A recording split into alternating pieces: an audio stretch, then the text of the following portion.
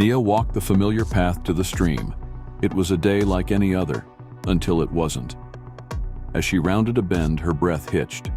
A small body lay by the path, motionless. A boy. For a moment, she couldn't move. Her heart pounded as she stepped closer, her stomach twisting at the unnatural stillness of his form.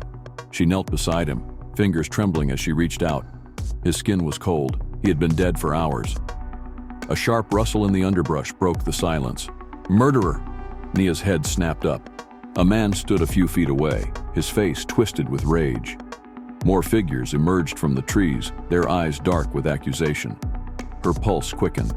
These were villagers, familiar faces, but the hatred in their gazes was foreign. "I did not do this," she said, rising to her feet. Her voice was steady, but her mind raced. "We saw you," one man spat, "standing over the body." A woman shook her head. "Caught in the act." The words sealed her fate before she could defend herself.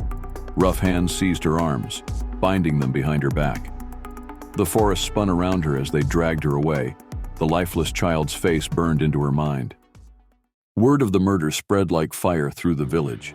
People gathered in hushed clusters, murmuring, speculating. "If they all saw it, it must be true," an elder said. "She was always strong-willed," another muttered. "Perhaps too strong." Nia was no commoner. For Jengo, her brother, the accusation was a nightmare. He stormed into the palace, fists clenched. "You cannot let them do this," he said, voice raw with desperation. The king sat in quiet contemplation. His face, lined with age and wisdom, remained unreadable. "The village demands justice," he said. "Justice?" Jengo's voice shook. "This is a trap." "If she is innocent, the truth must be found," the king replied. Nia sat in the guard room, the weight of silence pressing down on her. The room was dim, the scent of damp stone and oil from the torches filling the air. She closed her eyes.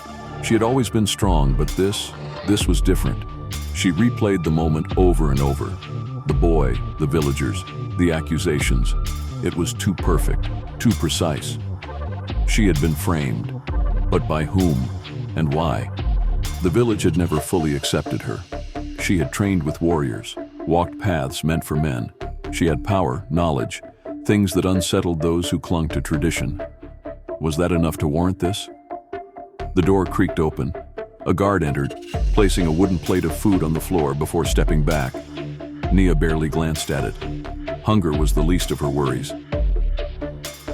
Jengo wasted no time. He moved through the village, speaking to anyone who had seen the child before his death.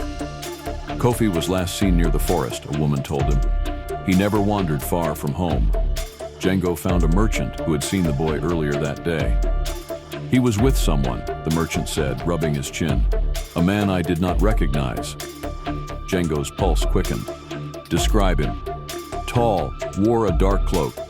It wasn't much, but it was something. Hours passed as he followed every whisper, every half-spoken rumor. Then finally, a break. A young girl, Kofi's friend, approached him. "I saw something," she whispered. Jengo knelt. "What did you see?" "A man took him," she said, eyes darting around. "He had a scar on his cheek." Jengo's stomach twisted. That description matched someone he knew. The village elders gathered, their voices low and grave. "Nia's fate must be decided," one said. "If she were a commoner, we would not hesitate," another added. "But she is royal," a third reminded them. "We must tread carefully." It was decided. If found guilty, she would not be executed, but she would be banished, stripped of her name, her home, her place among them. Jengo burst into the throne room. "I have a witness," the king's gaze sharpened. "Bring them forward." The young girl was led in, small but determined. She repeated what she had seen. Jengo turned to the king. "The real murderer is out there." The room was silent. Then a voice spoke. "This is a child's word against many." Jengo's blood ran cold as Malik stepped forward, the king's advisor. A man whose influence stretched far, a man with a scar on his cheek. Jengo met his gaze, searching for a crack in his composure. But Malik only smiled. "She is guilty," he said smoothly. "The village knows it. The council has spoken." The words fell like a blade. Jengo turned to the king. "You know Nia. You know she would not do this." The king's face remained unreadable. "The council has made its decision." Jengo's fists clenched. "This is wrong." But the king only looked away. Nia sat in the dim light of the guard room, her fate now sealed. Jengo had fought for her, searched for the truth, but it had not been enough. The real murderer still walked free. Outside, the village whispered.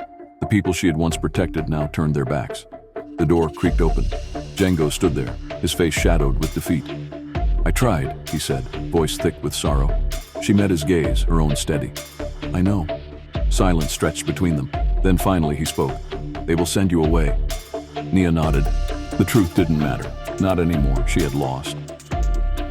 The night stretched long, shadows creeping through the stone walls.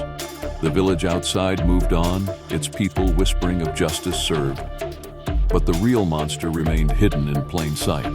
And Nia, innocent yet condemned, could only wait for the dawn.